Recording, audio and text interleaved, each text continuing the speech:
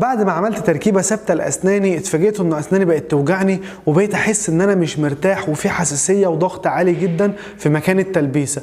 طب هل ده طبيعي وسببه ايه وازاي اقدر اعالجه؟ ده اللي هنعرفه في فيديو النهارده، خليكم معايا.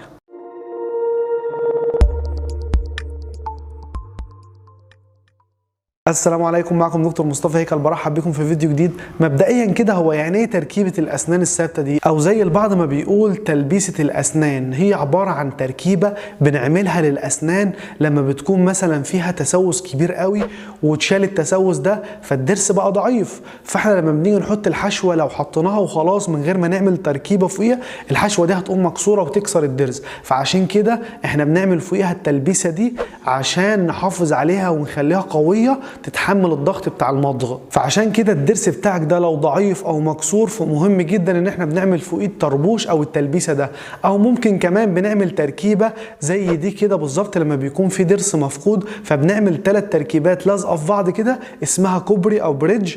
الكوبري ده وظيفته ان هو يعوض مكان الضرس المفقود ده بالشكل ده كده. نيجي بقى لموضوع حلقه النهارده فعلا، وهو ان انت بعد ما عملت التركيبه دي او التلبيسه بقيت تحس بوجع.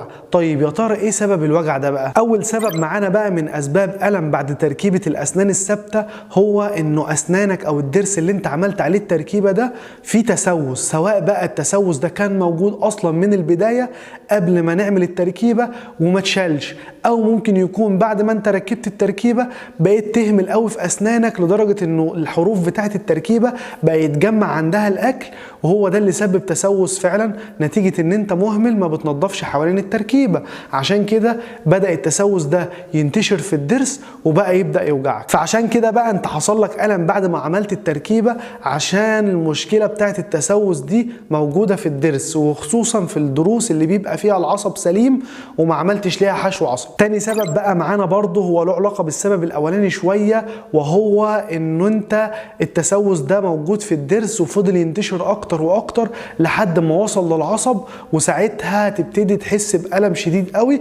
عشان كده بعد التركيبه انت بتحس بألم. طيب ايه بقى سبب الالتهاب العصب ده؟ زي ما قلت قبل شويه ان في سببين ليه. اول سبب معانا هو لو في تسوس اصلا كان موجود في الضرس والتسوس ده ما اتنضفش، والتسوس ده فضل تحت التركيبه لفتره طويله ففضل ينتشر لحد ما يوصل للعصب.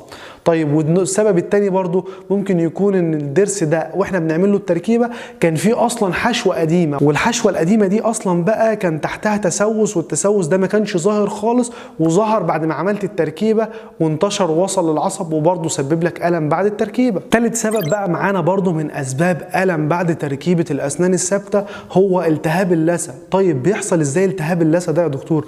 بيحصل التهاب اللثه ده ممكن يكون نتيجه ان انت ما بتنضفش كويس اسنانك وخصوصا المنطقه اللي حوالين التركيبه، فالاكل بيتجمع عند اللثه ويسبب فيها التهاب، وده بنسبه كبيره من اشهر الاسباب اللي بتسبب الم بعد تركيبه الاسنان هو ان انت مش بتنظف كويس التركيبه والمكان اللي حواليها، فعشان كده بيحصل لك الم بعد التركيبه. رابع سبب برضو معانا من اسباب الالم هو انه التركيبه او الضرس نفسه اللي عليه التركيبه اتكسر منه جزء، فعشان كده انت هتحس بالم وحساسيه خصوصا مع البارد والسخن.